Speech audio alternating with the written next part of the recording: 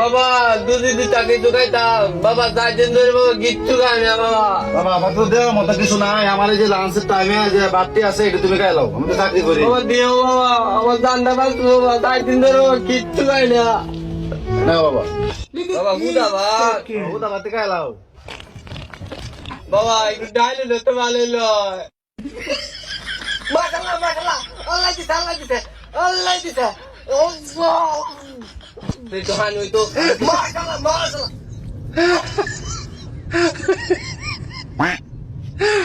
I get is ওরে কালো।